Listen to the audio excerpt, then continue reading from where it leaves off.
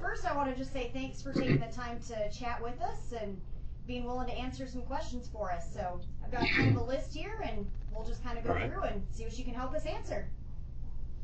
We'll start with kind of some background. You were hired by the family of Charles, correct?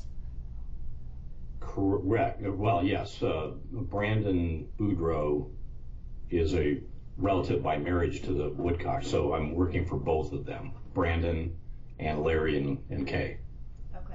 And does that make sense? Yeah. Yes, that makes sense. All right. And when did they hire you on this case? This would have been in about the second week of October. Okay. And just kind of tell us your involvement with this and kind of why they brought you on board. Right. Well, I was approached by Brandon Boudreaux shortly after someone shot at him at his house, and he had some suspicion about who that was. The case was under investigation by the local police, but he wanted some additional assistance. Oh. I think we lost part of your audio there for a minute. Oh, not hearing you.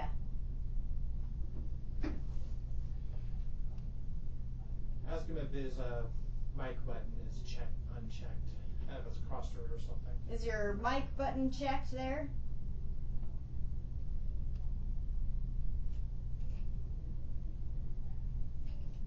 Nope.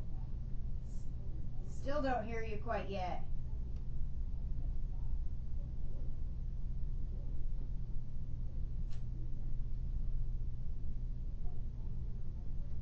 Your little microphone button by the camera, does it have an X on it, or anything? No?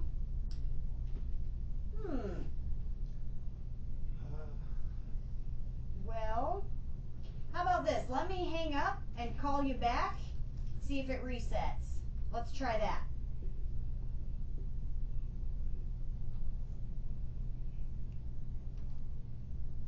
Weird, it was working.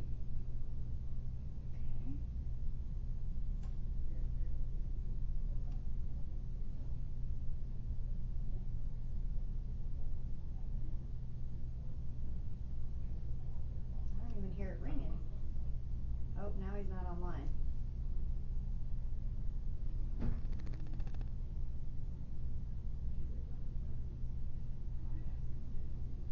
Looks like the audio on your computer is fine.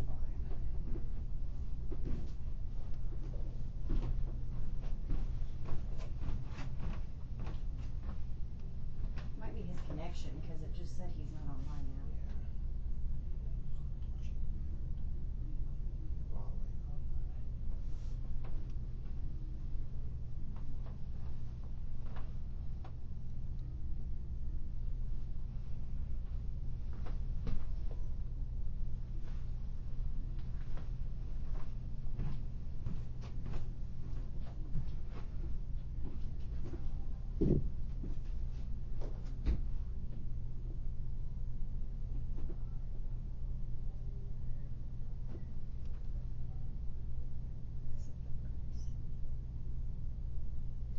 Hear it doing its dial thing.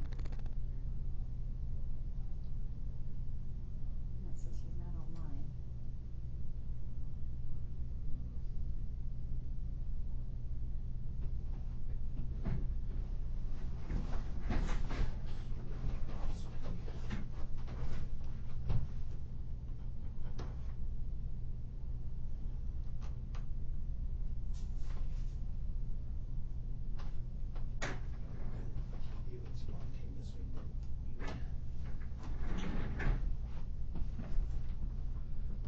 Try pulling something up with sound.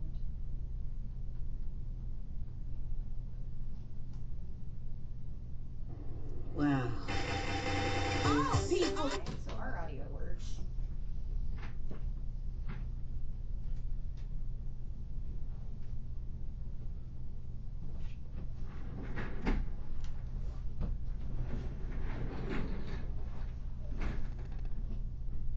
Says his connection shows logged in and good access. I told him to try calling me.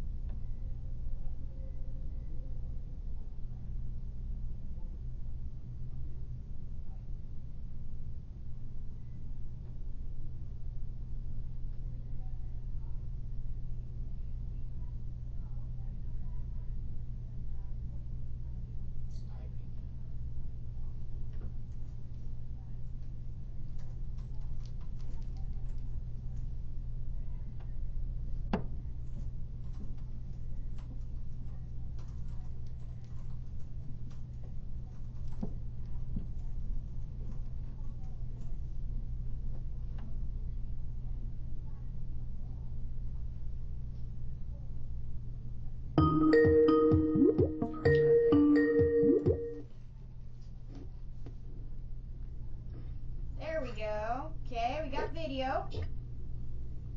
No, I'm kidding. Oh, I Kidding. was like, oh no! All right, there we go. That's odd. That's weird. It Okay. must have just decided to throw a tantrum, I guess. So I closed down my internet connection and dialed it back in, so that. All right, perfect. And we did this. We checked ours, so hopefully that fixed it. I God hope loves so. technology. No, I don't. No.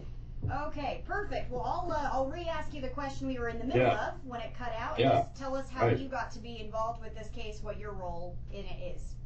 Okay. So ready for this? Ready, Okay. take two. I hear a little bit of an echo. Is that coming?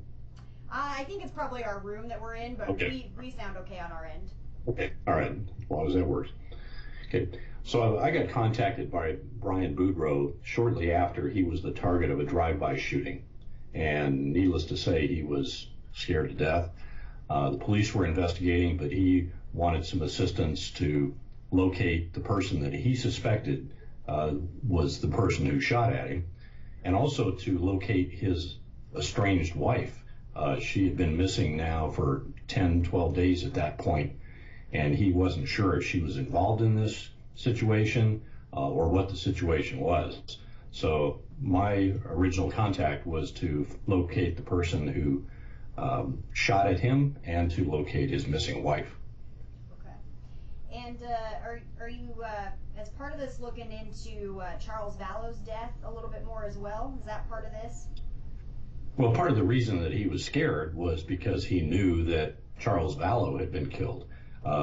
Brandon's wife is Lori Vallow's niece, and she is involved in this cult, for lack of a better term, and he was concerned that this was all connected. The main reason that he was scared was because the person he recognized, the person he suspected was the person who did the shooting, was the same person who killed Charles Vallow. Okay. And do we have leads on who that is? Do we have a theory of what we think happened with that? Who's kind of the culprit with this? Well, Alex Cox was the one who shot Charles Vallow, and Brandon Boudreaux suspected that Alex Cox was the one who shot at him in his driveway. Okay. And so my job was to try to find Alex Cox, as well as part of the reason that he suspected Alex was the guy is because the vehicle that was involved in the drive-by shooting belonged to Charles Vallow. Okay. It was a green Jeep Cherokee, was with Texas license plates, drove by, and he recognized that as his former in-law, and he was he suspected that Charles Vallow killer, Alex Cox, was the one that was driving that Jeep and took a shot at him. Do we have any idea why Alex would want to come after Brandon? Well, I mean, there's lots of speculation. I mean, he was Alex Cox was the one who assaulted Lori Vallow's first husband and then shot to death Lori Vallow's second husband, Charles, and he's certainly the uncle to Brandon's wife, and they were in the middle of a contentious divorce, so he felt that it was all connected. Okay. And what do you know as part of this case? Do we know anything about Chad Daybell? He kind of seems to be our big Idaho connection for us here. What do we know about him? Well, Chad Daybell is a leader or an organizer or a writer of some sort. Chad Daybell had a connection to Lori Vallow and to a variety of other people, including Melani Boudreaux, and they were part of his religious group, and some of their beliefs about apocalyptic end times, and they all got kind of sucked into this belief system, and Chad Daybell seemed to be a leader in that group. And Chad was somebody who was involved in Lori Vallow's life for some period of time, a year or two prior, and that's where they went after all of this happened in Arizona. They all went to Rexburg, Idaho, to where Chad Daybell was, and joined him there. And so from what you've learned so far, Lori had been in contact with Chad Daybell for some time, even before Charles's death, the attempt to attack Brandon. Oh, sure. Yeah, Lori Vallow was very much involved in the group and was involved in creating podcasts for the group and authoring publications of some kind with Chad Daybell. Charles Vallow suspected, before his death, he suspected that she was intimately involved with Chad Daybell. That was one of the reasons for their divorce, was that he suspected that there was a relationship going on there for some time. And I've read a couple of things talking a little bit about Melani, her niece, and that she was kind of a part of this religious whatever they had going on. Correct. And that maybe Lori was kind of part of the reason for Melani and Brandon's separation and divorce. Is that accurate from what you've been able to find? Yes. There was, Lori Vallow certainly got Melani involved in this.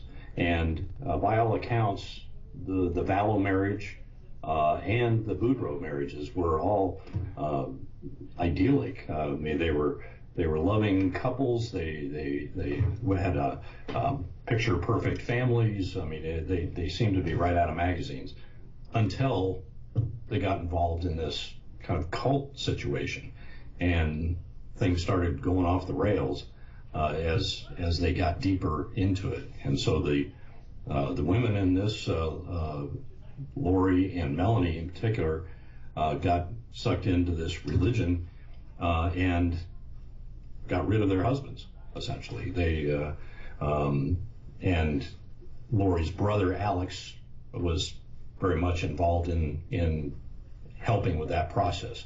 It's not clear to me how much Alex Cox was involved in the religious part of it, but he seemed to be the family enforcer. And so they all went up to Rexburg and started over again. They married within their group of believers. They all remarried. And so Lori married Chad very shortly after. Melani married a local Rexburg guy, and so did Alex Cox. He married a local girl. And then he came back to Arizona in December and was found dead himself, mysteriously. Right. And that's something I wanted to ask you about as well. We know that Alex was the one that shot Charles. Brandon says he was the one that kind of came after him. So does that maybe speak to the fact that Charles's death maybe wasn't self-defense, or at least opens up that possibility that it wasn't? Right. Certainly the drive-by shooting, and then all of them moving to Rexburg and immediately remarrying, and Tammy Daybell's death right around the same time. All of these things in isolation, explainable incidents, but when you look at them all together, how many coincidences can there be? These people meeting untimely deaths, and all being involved in this religious group, it caused law enforcement to take a second look at all of them. One too many coincidences with all of the spousal deaths, Alex's death, missing kids, just one too many coincidences. And it raised a lot of questions, a lot of coincidences and a lot of questions. And of course, as much as you're able to tell us with this, of course, do you have a theory about what's happening, what's went on here with this whole complex case that's happening? You know, it's obviously centered around their religious beliefs. There was some of their writings suggested that they were going to get rid of their spouses who were non-believers, and so that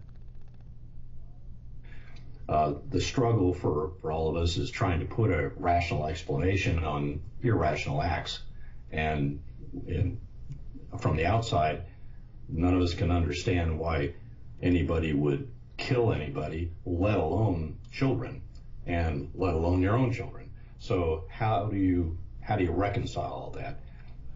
Plus the fact that we really don't know what's happened to the children. We don't know if they're alive. We don't know why she would be unwilling to produce them or even say where they are.